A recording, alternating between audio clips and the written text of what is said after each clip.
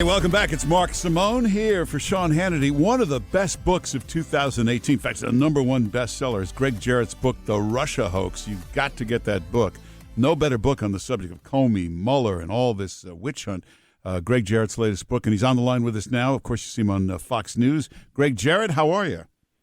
Mark, I'm well. Great to be with you. Merry Christmas. Merry Christmas. No, I'm hearing rumors that the Mueller report will be wrapped up and completed and handed in February. Now, is this true? It just goes to the Attorney General, and it's up to the Attorney General what he'll do with it?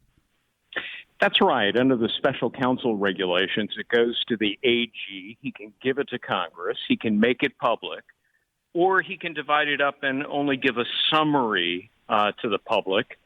But you can expect the Democratic House to subpoena the Inspector General and try to elicit the information that way if the Attorney General doesn't make it public. So a lot of ifs in that scenario, so we'll have to wait and see. I'm skeptical that Mueller will finish up by February. We've heard these reports before. He was going to be finished up in October and November and December, and here we are, almost January, so we'll wait and see. Now, Adam Schiff on one of these shows has pretty much said they will definitely, the Congress will definitely subpoena this report. What legal authority do they have to actually do that? Can they do that? Well, they can. There's nothing in the special counsel regulations that say in response to a subpoena you may withhold the information. Now, if the Attorney General thinks that there is some privileged information in there, he could always go to court and fight the subpoena, and that, of course, as you know, is a very long process. So I have no doubt that Schiff and others in the House will attempt to get their hands on the document. The Attorney General may just decide to give it to them anyway, and, of course, it'll be immediately leaked. Yeah. Now, also, could the Attorney General read it and then throw it in his drawer and not say a word about it? Is he legally allowed to do that?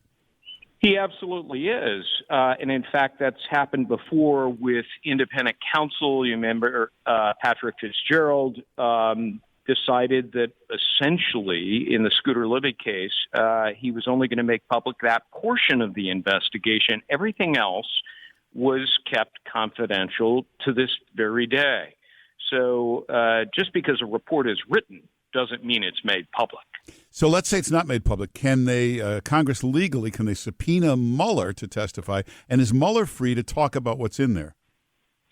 He probably would be unless the Attorney General sought an injunction or a temporary restraining order. And then, as I say, it would become a battle in a federal court. Yeah.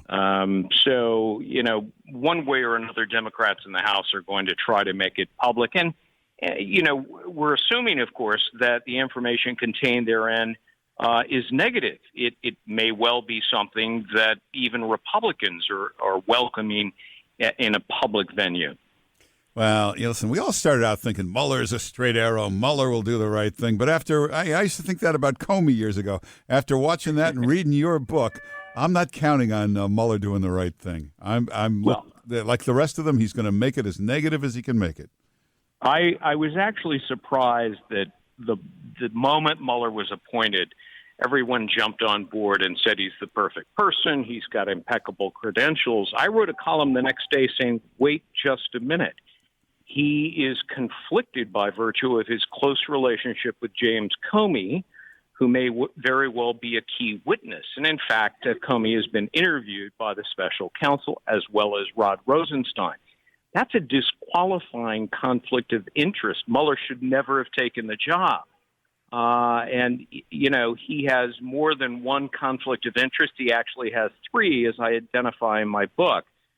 So, and the fact that he hired a team of 17 partisans, some of whom represented Hillary Clinton and the Clinton Foundation, suggests to me that he cannot and will not be fair and objective and neutral. Yeah.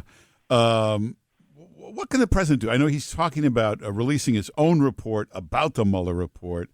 Is that going to have any effect? I mean, what can he say that would? You mean the lawyers for Donald Trump? Yeah. Yes. And in fact, I've talked with them about it. They have pretty much concluded their report, although they'll modify it depending upon what's in the Mueller report. But they're very prepared for this. And if the Mueller report is made public, they'll immediately and simultaneously make their report, their counter-report, public as well. And when you think about it, that's only fair. Yeah. Mueller and his team of partisans will probably write a report that is highly critical of Trump, although it may be entirely circumstantial evidence. They may conclude we have no definitive proof of collusion. And it's only fair, therefore, that the president's lawyers be heard as well to present their side of the story. This is the problem with prosecutors. Prosecutors always only present their version of events. And to any potential defendant or defendant, that's inherently unfair. Yeah. Hey, the best book on this subject is Gregg Jarrett's book, Get It, The Russia Hoax, #1 bestseller, best book on this subject. Now, I guess the acting attorney general is afraid to do too much here, and there's probably no chance that we get the new attorney general confirmed before the Mueller report. But if we did, couldn't he step in and say, he could fire Rod Rosenstein, he could say, you know what, you're all over the map here, stick to this, just look at this. Yes, and, much depends on how quickly the Senate Judiciary Committee can confirm William Barr, the nominee. The people I've talked to up on the Hill on the Senate side say they think he can get done pretty quickly within about 5 or 6 weeks. Democrats will drag their feet, so we'll wait and see. But, the person that is more conflicted than anyone else is Rod Rosenstein. The special counsel regulations specifically state that if you have a personal or political interest in the case, you must recuse yourself. My goodness, he's a witness. He wrote the memo for the firing of James Comey, and Mueller interviewed Rosenstein. So think about this. Rosenstein is Mueller's boss, and yet the subordinate interviewed the boss, who may, in the long run, determine what action will be taken. That's a terrible conflict of interest. Rosenstein should have recused himself a long time ago. Yeah. And the fact that he hasn't suggests that he is biased and motivated against Trump. Well, you've been saying this since day one, and of course you're absolutely right. But why doesn't somebody just throw him the hell out of there and say you got to recuse yourself? I think the political optics were negative for Trump. Trump certainly had the authority to fire Rosenstein, especially when evidence emerged that Rosenstein was trying to get others to tape record secretly the president and depose him under the 25th Amendment. And of course, Congress wanted to hear from Rosenstein to answer those questions. Did you do this?